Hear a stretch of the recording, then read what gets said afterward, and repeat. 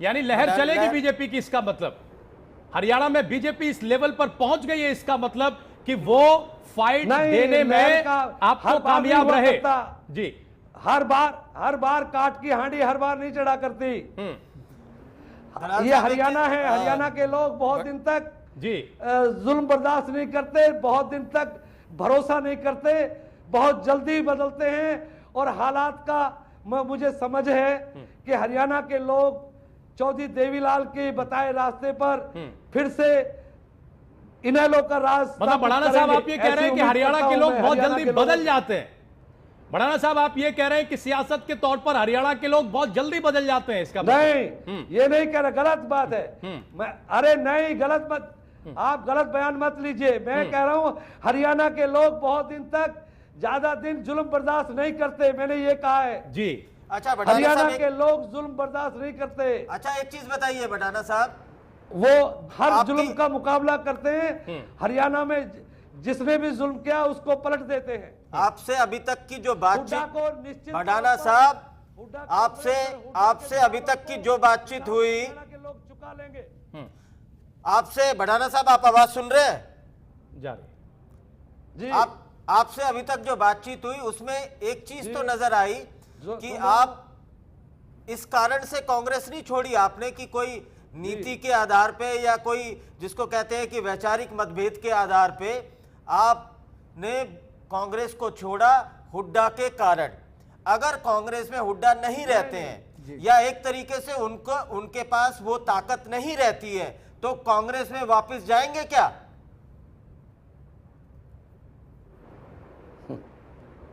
देखिए, आज मुझे पीछे भी कहा गया था कि जब मैं कांग्रेस से इस्तीफा दे के आया तो आप जैसे और मीडिया के लोगों ने पूछा कि क्या कैप्टन की तरह आप भी वापस जाएंगे। मैंने कहा मैं कैप्टन नहीं, मैं भड़ाना हूं। भड़ाना एक बार कदम आगे हटाता तो पीछे नहीं हटा करते। नहीं, 27 साल मैं इस राह पर चलूंगा, लेकिन मैं हरियाणा के लोग और हुड्डा से हिसाब चुकाना है। जब तक हरियाणा के लोगों का और हरियाणा के लोग और मैं हुड्डा का हिसाब चुकाना है। हरियाणा के हर चौखट तक जाऊंगा, हरियाणा वासियों को कहूंगा। भड़ाना साहब, ये तो आपकी व्यक्तिगत लड़ाई हो गई, ये कोई विचारों की लड़ाई नहीं है, ये कोई सिद्धांत की लड़ाई नहीं है, ये तो आपकी व्यक्तिगत लड़ाई हो गई कि एक व्यक्ति से आपकी बात बनी नहीं, इसलिए आप पूरी की पूरी पार्टी खत्म करने पे आ गए। देश के हितों के लिए जिस पार्टी ने आपको यहां तक पहुंचाया भड़ाना साहब, उस पार्टी को खत्म करने की तैयारी कर रहे हैं आप आज। पार्टी हुड्डा ने खत्म की है। देखिए, मैंने पार्टी को हुड्डा ने खत्म किया है।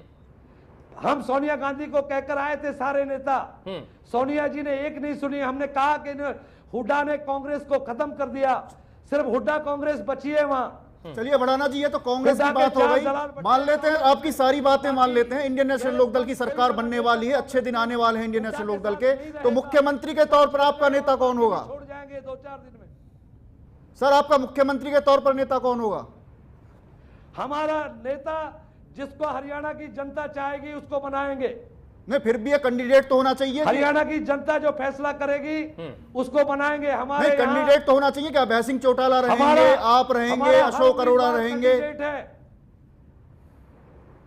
छोड़िए, हरियाणा की जनता बनाएगी।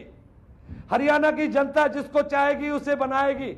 अवतार सिंह भड़ाना साहब भेजेगी। अवतार सिंह भड़ाना साहब इस बात की तारीफ करनी पड़ेगी, बना देंगे। भड़ाना साहब इस बात की तारीफ करनी पड़ेगी कि आप जैसी शख्सियत का नेता जो इतनी बेबाकी से बात रखता हो वो हमारे प्रदेश में बहुत कम है। हम एक आखिरी सवाल आपसे पूछना चाहते हैं, जो कुछ पीछे छूट जाता है वो सबक देकर जाता है। इस चुनाव में हार से अवतार सिंह भड़ाना ने क्या सबक लिए हैं? कौन सी 3 बड़ी गलतियां हो गई जो अगर अवतार भड़ाना ने न की होती तो आज फिर से वो सांसद होते?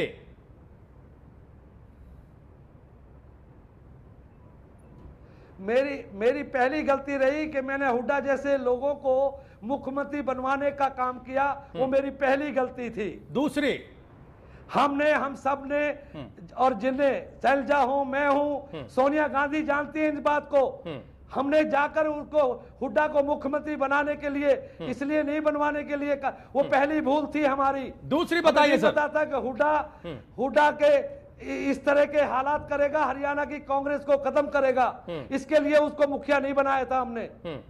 दूसरी गलती दलालों तक सीमित हो जाएगा हुड्डा।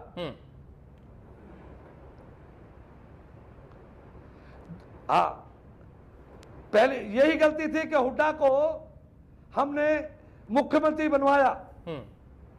दूसरी गलती भड़ाना साहब, ये तो हुड्डा को मुख्यमंत्री बनवाने की पहली गलती हुई। पूछ लीजिए दूसरी गलती हमने, हाँ, दूसरी गलती हमने कोई नहीं की। हमने पूरा जीवन लोगों के लिए जिया है और आज भी लोगों के लिए जिंदा है। तीनों की तीनों गलतियां पिछले चुनाव में 2014 में पूरा जीवन है। कांग्रेस की टिकट पर चुनाव लड़ना क्या गलती नहीं थी?